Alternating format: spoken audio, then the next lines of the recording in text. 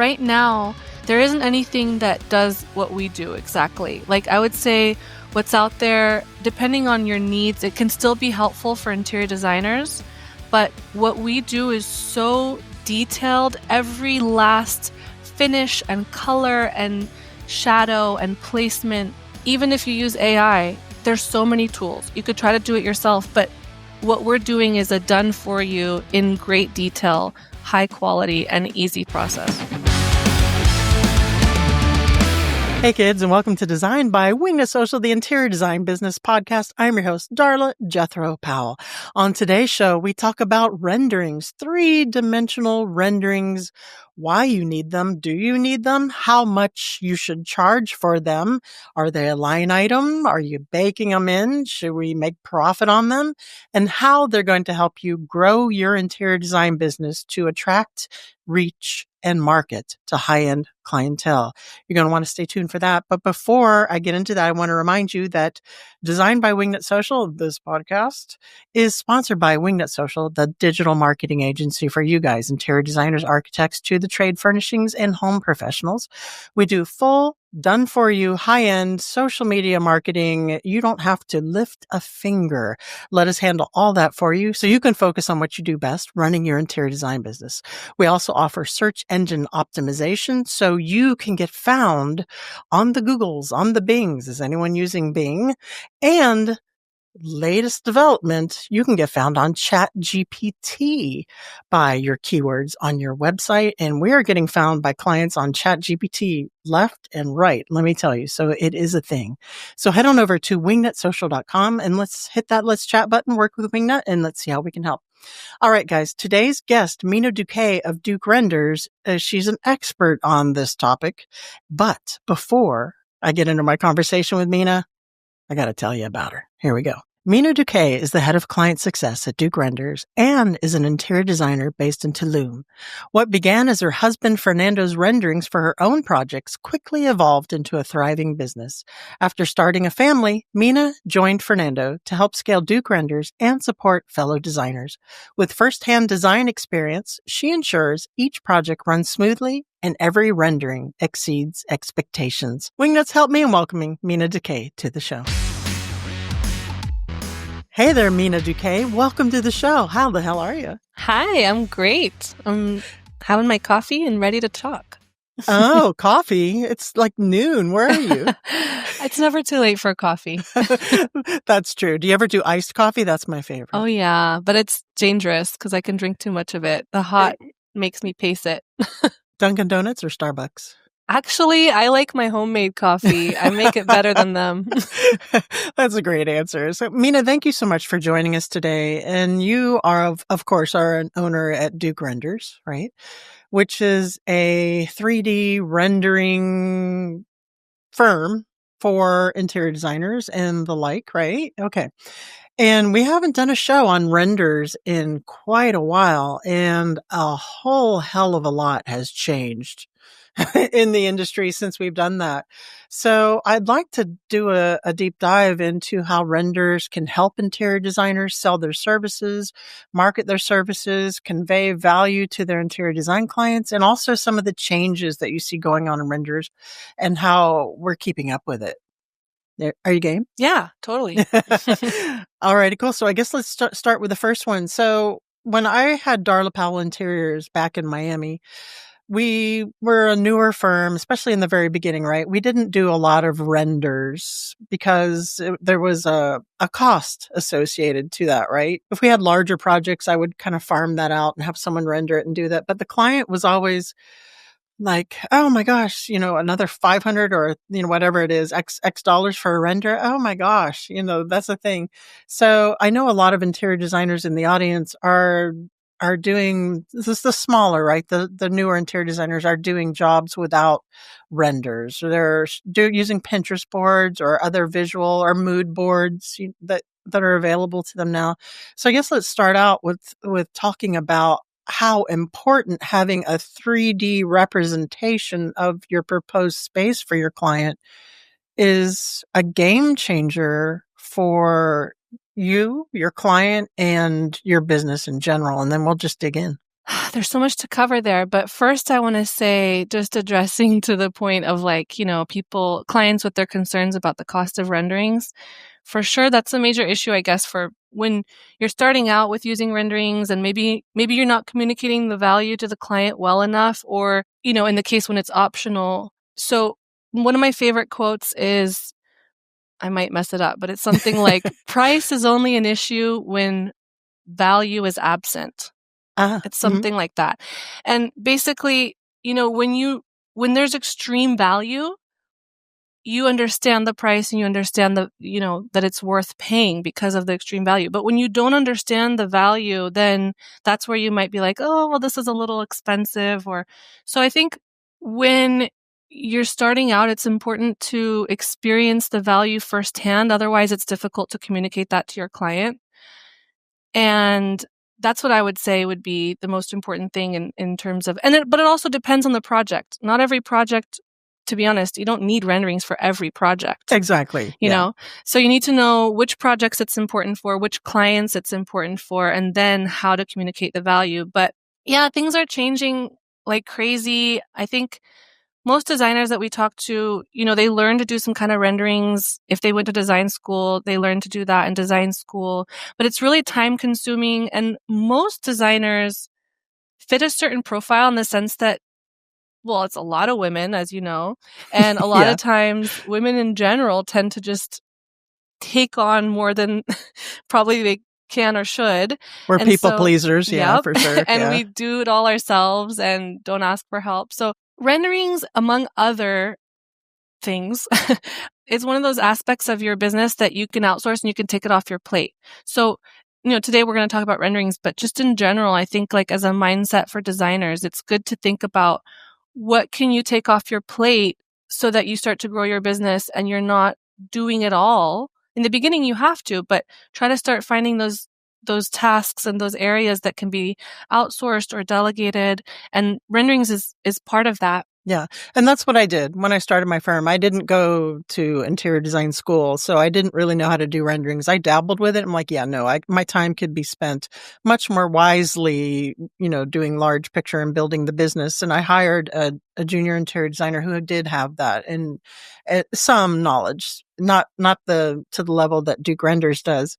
So I 100% agree with that. If that is not your wheelhouse skill set, you don't have the bandwidth or the time to absolutely delegate that. So I want to go back to what you said about building the value of having a rendering. And we'll get into some of the higher end interior designers right now, but I want to speak to the solopreneurs out there who maybe don't want to add that bottom line to the invoice for the client or don't feel that they need that.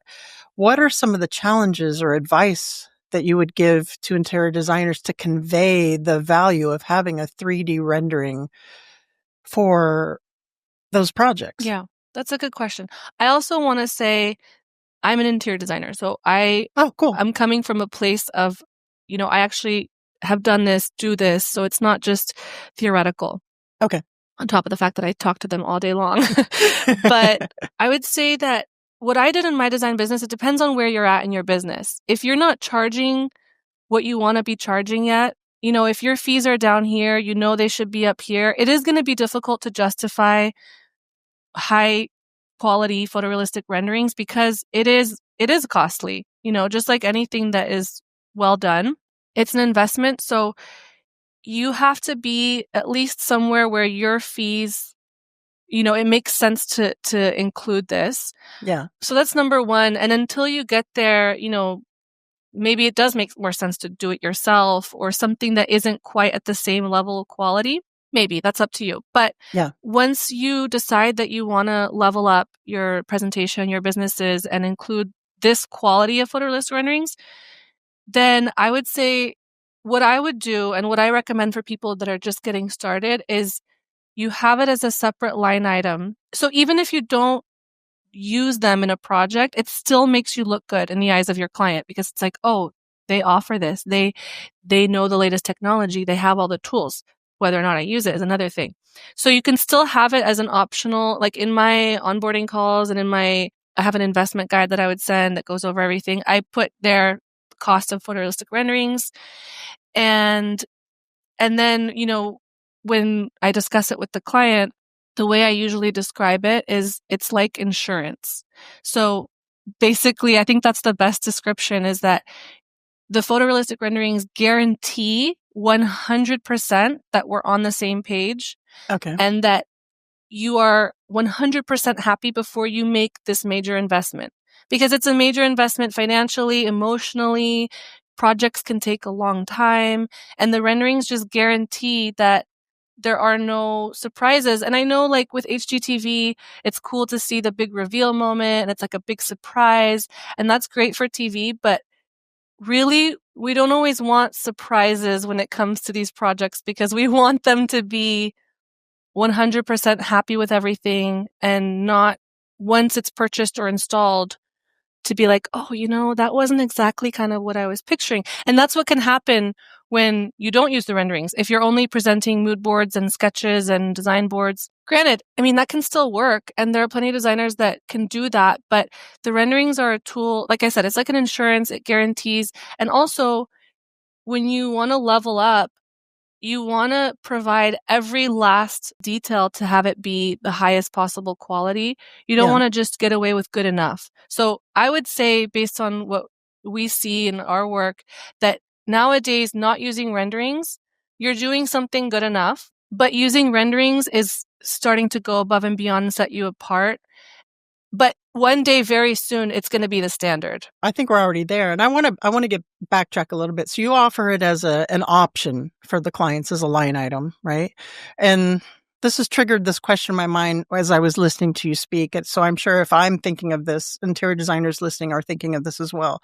So you're like, interior design client, this is an insurance policy to make sure it's exactly what you want.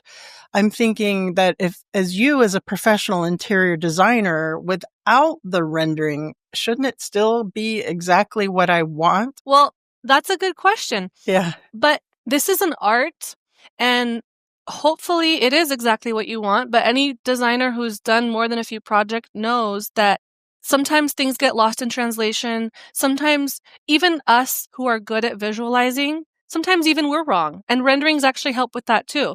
Sometimes you think that something is going to be perfect, and then when you see it in the rendering, and that's the other side of it, it's not just for the client, it's also for the designer. Because then when you see it in the rendering, you might realize, oh, actually, that's not quite working the way I thought, and you might want to make some tweaks. So even designers who've been doing this, who are seasoned designers, one of our clients is Studio McGee, for example, they know what they're doing, and they have a bunch of very capable people on their team who know what they're doing as well. But they use renderings more and more and more, because it does so many things. I'm sure we'll touch on it all, but it cuts to the chase. It gets them on board right away, especially with those high-end clients who don't have a lot of time. It saves a lot of time explaining and showing different materials. So there's so many benefits to it, even if you're good at your job.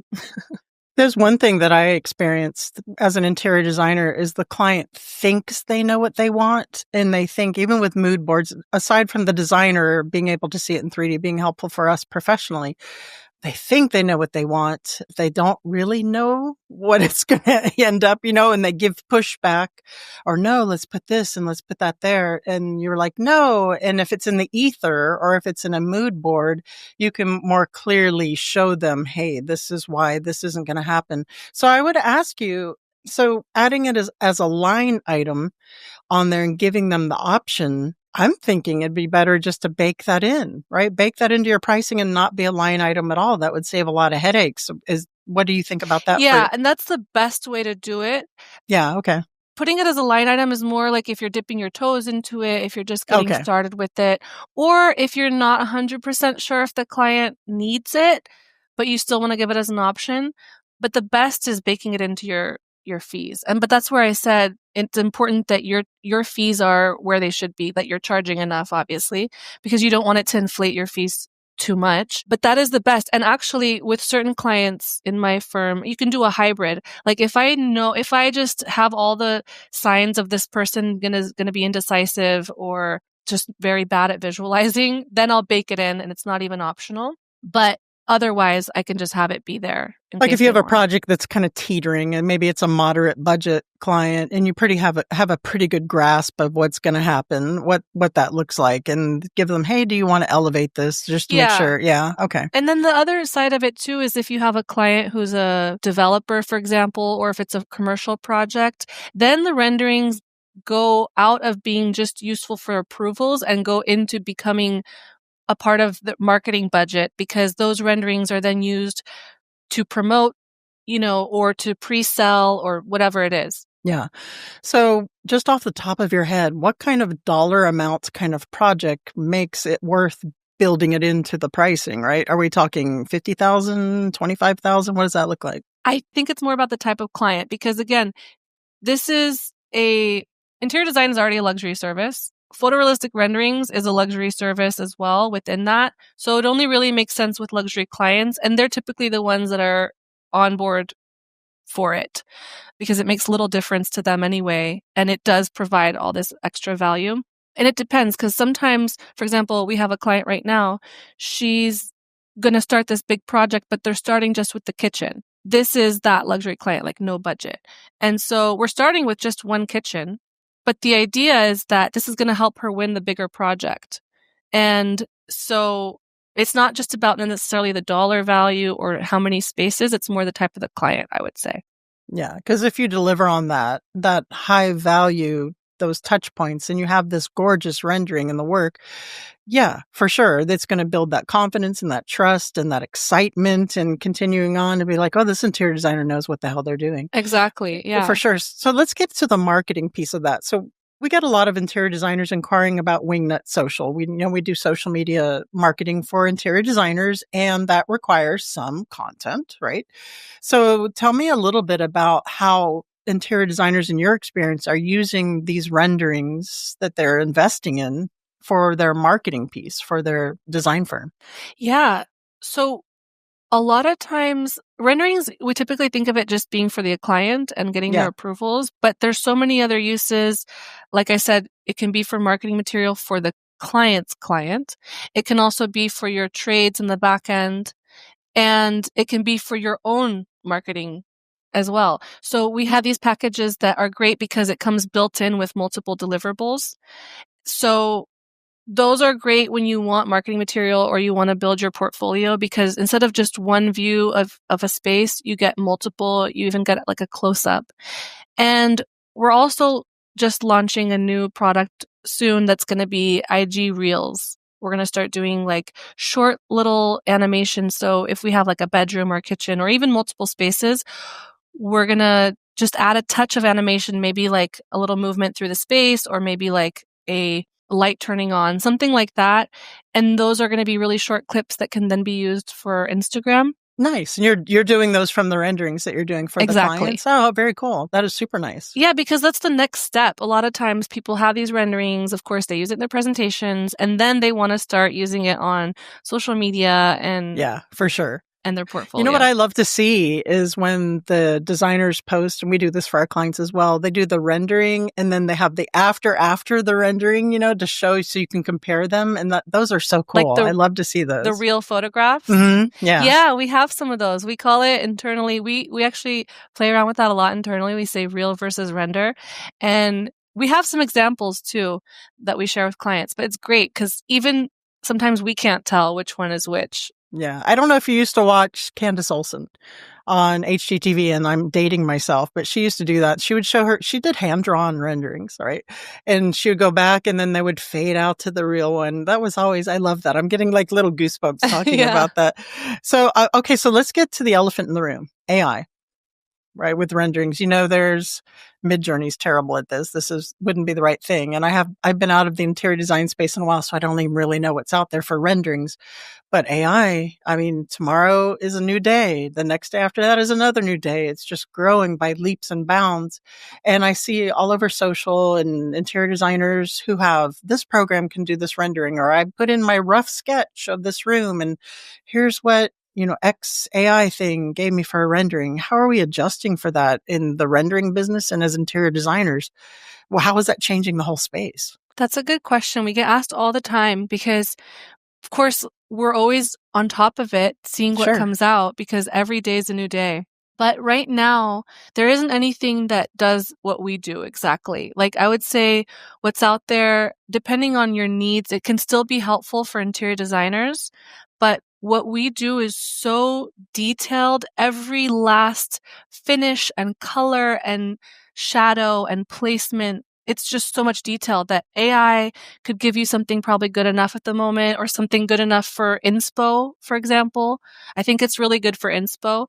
Yeah. But I don't think it's quite at the level, and I don't know that it ever will, because even with all the information that we still have back and forth with our clients. Things still get interpreted certain ways, even though you think, oh, a lamp is just a lamp or whatever, but there still is a level of interpretation involved, and there still is some back and forth. So the way that we see AI is not as scary, but it has a lot to do with our outlook in general in life and in business. I think that it's disruptive, like how the internet was when the internet first came out. And a lot of people are going to be very successful if they learn how to use it properly. Agreed. And we believe that for ourselves as well. So, for example, with the IG Reels, we're trying to see how to use AI to make that a little bit easier and quicker. And it's about using it as your friend and then always being open to adapting and adjusting. If things change, doesn't mean that maybe in 5 years we'll be offering the exact same service. It'll probably pivot and adjust.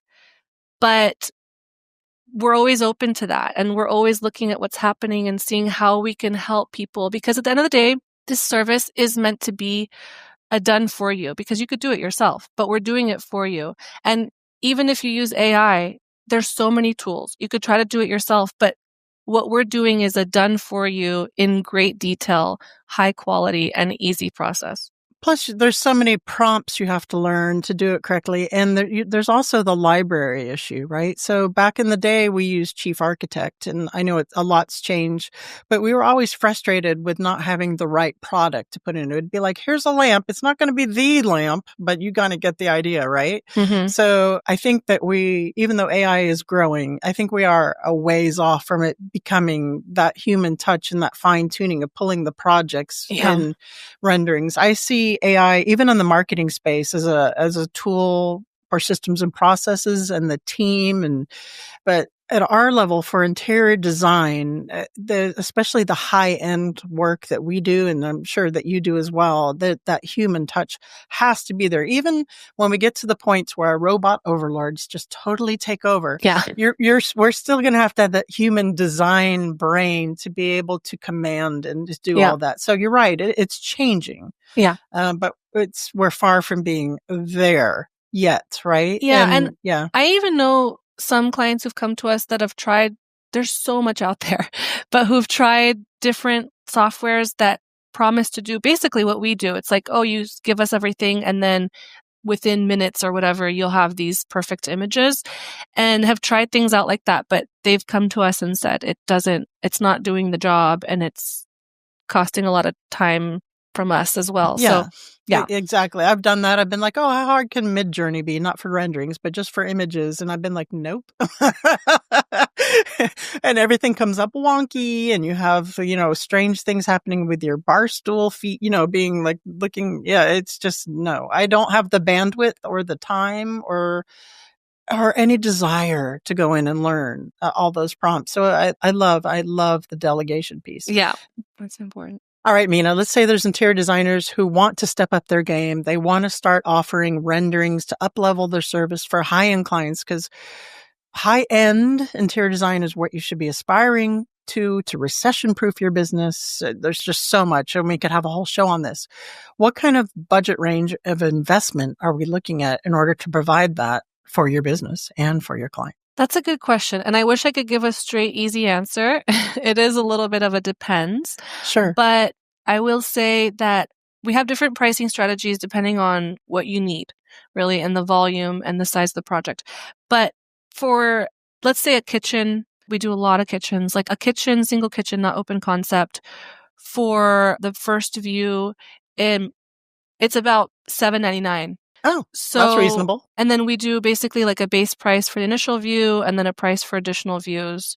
So if you only want one view, then it would just be that. And if the space is bigger, like open concept, it can be more. If it's smaller, it can be less. But like I said, we also have packages. So yeah, that's very reasonable, Mina. I mean, if you're a kitchen, kitchen can be $100,000. And even if you have multiple views, that's a no-brainer. Exactly. And it's funny though, because a lot of times I've heard some people are like, oh, wow, that's really expensive. And some people are like, oh, wow, that's so reasonable. That is very reasonable. Raise your prices now. Okay, never mind. Scratch it. It's 1,000 now. That, like I said, that really is a no-brainer to help to add to your professionalism and to help to reach those high-end clients. And I understand the line item thing for those Midland clients. I think that's a really good place to kind of start and get your feet wet and feel that out. And then if they buy it, you don't have to get the rendering yet. You may, okay, there's your funding for the rendering, right? And then just kind of play with that and grow into it as your business grows and you start raising your prices. And exactly. Are you finding most interior designers are doing a markup on that rendering? Like they pay you X amount of dollars. Are they making a margin on that as well? That seems smart. That's a good question. Yeah, definitely. I would say if they aren't, they should, because you still are investing some time in the back and forth with us and in collecting. It still is time for you. So most designers mark up between 10 to 50%. It depends on them. All right. I like the 50%. Yeah, that's good. That's if you're charging what you should be charging. Or even 100% maybe, right? Just you're baking, maybe not the line item, but maybe, but baking that in. So you can tell I'm really all about people charging what they're worth and making that. Yeah. Exactly. And we advise people to mark them up as well. And there's actually one more thing I wanted to add as well. Please. Another way to consider going about this is you can always offer, let's say that you're doing a project and ideally you'd have multiple spaces baked into your fees to offer the renderings for everything, but that's going to inflate your fees a lot and maybe you're not even really sure if it's necessary. Another great way to do it is, and to show the value up front to your client, is you bake in one space, like one hero image, the kitchen or the master bedroom with one view. And you just say, look, you get this included. And if you want more, you can add in more. I love that. That way it gives them, they immediately see it. And the number of times that I've been told that our clients who do that, then the client comes back and wants everything rendered, like down to like the smallest little bathroom. And the designer's like, well, you don't necessarily need that. And they're like, no, I want it. Because then they understand, oh yeah, this is really, really great. So that's a good way to also. I love that. That's a great tip. And I love that even better than just doing the line item, is just bake in the one room. Yeah. And then that's like a foot in the door. That's what we call that in marketing, right? That's like a foot in the door with that. And then I love it. And yeah. Do a 50 to 100% markup. That's great. Lots of tips. Mina, this has been terrific advice. I really appreciate it. Now I have to ask you, are you ready for the What Up Wingnut round? All right. What would the hashtag on your tombstone be? So I thought about this a lot, and I think my hashtag would be no regrets. I love it. Very, very nice. What is your desert island food? I couldn't choose between two. It would be either a Greek salad or stir-fried rice. I love Greek salads. I've been eating Greek salad almost every day for like at least 8 years or something. That's probably why your skin looks so gorgeous. All those olives, so healthy. Oh yeah. It's just, I never get tired of it. Yeah, it's great. I'm a vinegary girl. I love that kind of, that punch of anything that has vinegar in it, but like pickles, Greek salad, pickled eggs. Yeah, I love it. Last but not least, please recommend a book that's impacted you. Okay, this book really changed my life and my business. Yeah, I read it right before we started Duke Renders, and I would say 100% we can attribute a lot of our success to this book. Okay, all right, let's go. It's called Rocket Fuel. Have you heard of it? Rocket Fuel by Gino Wickman. Yeah. Wickman, yes. I've heard of it, and I started it and didn't finish it, and now I'm going to finish it. Because with that kind of endorsement. Yeah, for me, it was such an eye-opener. Can I tell you a little bit of why I love it so much? Yeah, of course. Okay.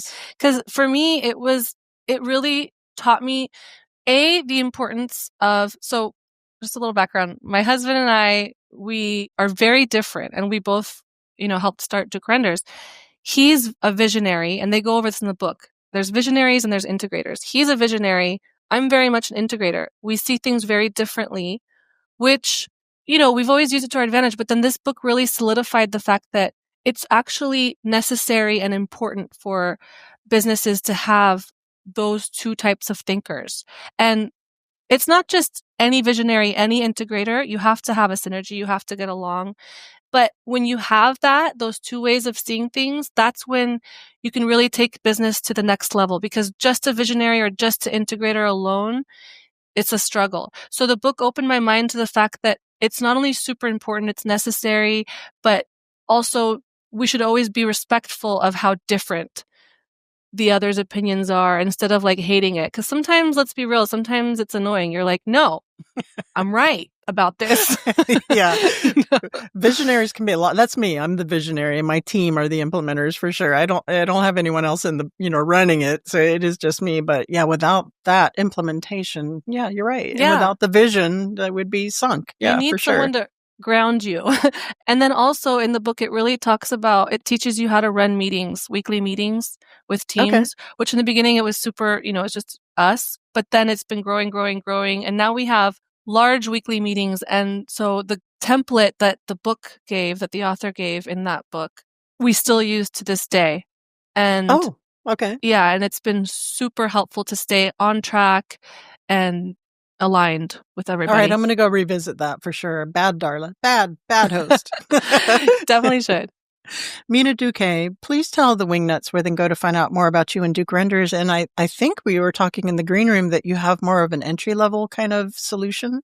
Yeah. So go to dukerenders.com/call, and you can book a call there if you're interested to discuss a project or learn a little bit more. It's no commitment. It's a short call just to go over a little bit more about our service and what we can do. And also, we do have a special offer for first-time clients if they want to try it out, and it's low commitment, and it's basically a medium-sized space, so it could be kitchen, for example, or a master bedroom, with 2 views for $499.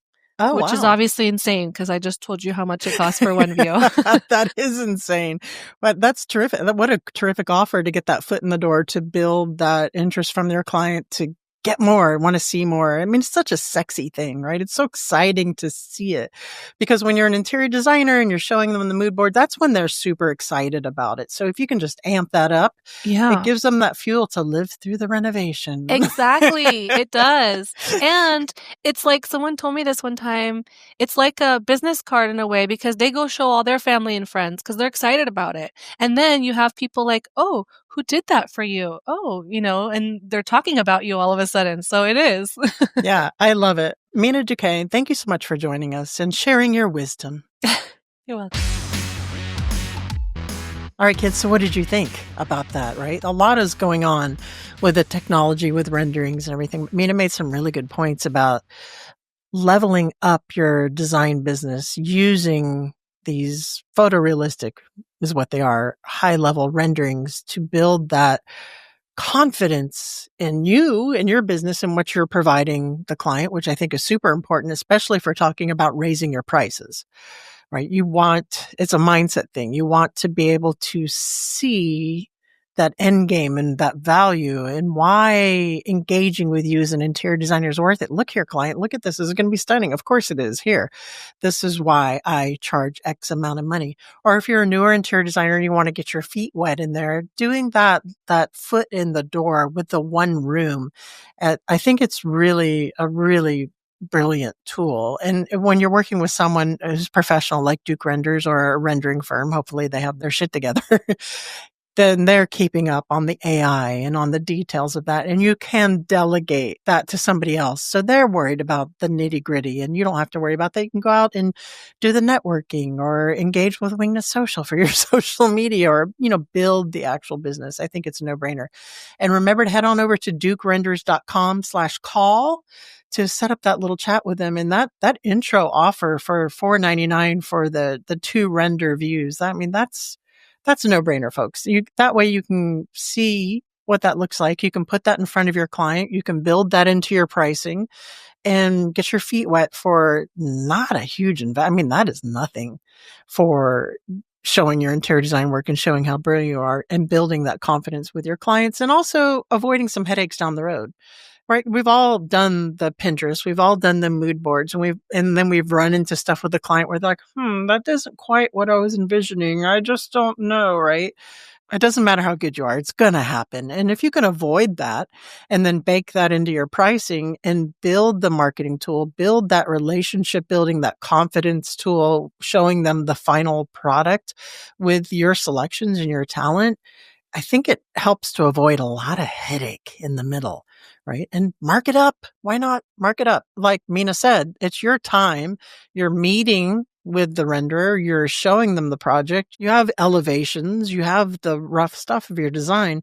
So that is going to be some time of yours, and time is money, right? Even if you're flat rating it, just bake that in. All right, guys, that is it for this episode. Remember to head on over to wingnutsocial.com. You can check out our lovely new website refresh by Nicole Heimer of Glory and Brand. And don't forget, we're on YouTube, designed by Wingnut Social over there, so you can see us in all of our glory. And that is it for this week, guys. Remember, until next time, to get out there, get uncomfortable, and be great. You've reached the end of this episode of Designed by Wingnut Social. But that's only the first step into accelerating your business the Wingnut way. Head over to wingnutsocial.com or call us at 786-206-4331 to see how we can help take your business from meh to amazing. We'll see you on the next episode of Designed by Wingnut Social, your digital marketing tightly fastened.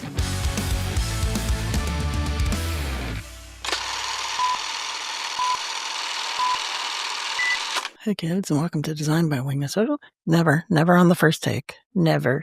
Never.